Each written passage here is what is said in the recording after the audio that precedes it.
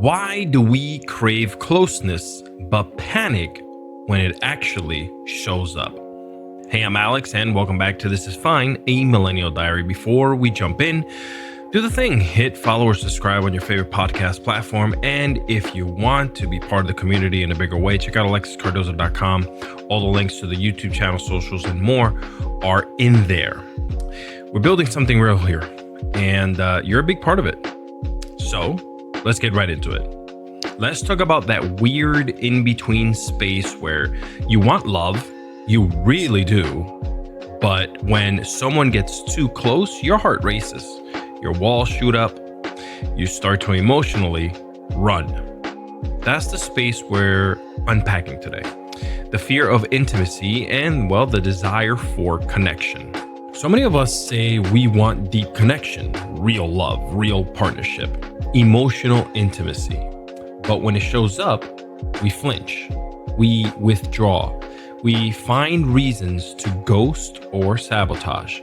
Because closeness doesn't just invite love, it also invites and opens the door to pain, to rejection, to being seen. And being seen, really seen, can feel like standing naked under a spotlight, hoping the other person doesn't flinch. It's terrifying. And if you grew up in an environment where vulnerability wasn't safe, then yeah, intimacy doesn't feel safe either.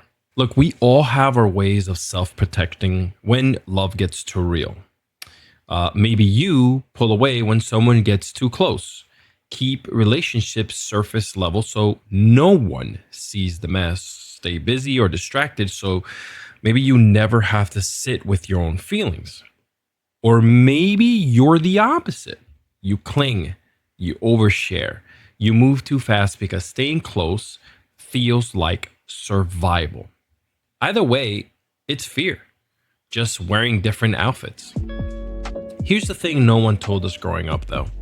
Real intimacy isn't about sex or sharing secrets. It's about safety. It's about trust. It's about being able to say, here's who I really am, and not having to hide the parts you're still working on. It's about letting someone close without losing yourself. And that takes work. It takes boundaries, communication, emotional regulation. All things many of us are still learning as adults. Let's bring in the generational lens, though. Millennials, we were raised with romantic comedies that glorified grand gestures, but skipped right over emotional maturity. We were taught that love was about drama, passion, and chasing, not about communication, nervous system safety, health, or therapy. So now many of us are unlearning all of that. We're trying to figure out how to be open without falling apart. Now, Gen Z, on the other hand, grew up with language. They talk about boundaries, trauma, avoidant versus anxious attachment.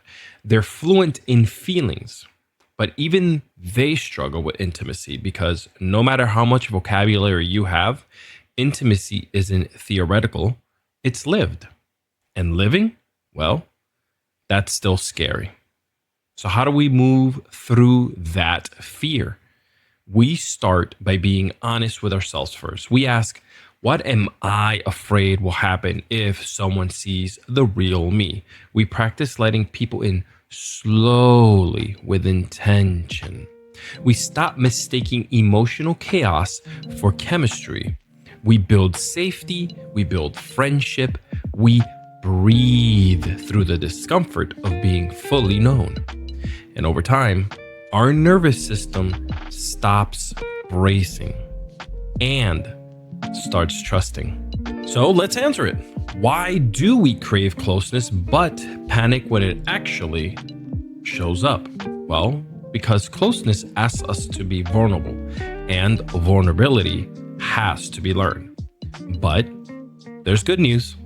You can learn it. You can grow into it. And that is great to know. Next time, it's not you, it's my attachment style. Yeah, we're going all the way in on labels, the patterns, and the ways we show up or shut down in relationships. Once again, I ask for you to head over to alexiscardoza.com to follow, subscribe, and catch up on everything else that I'm doing.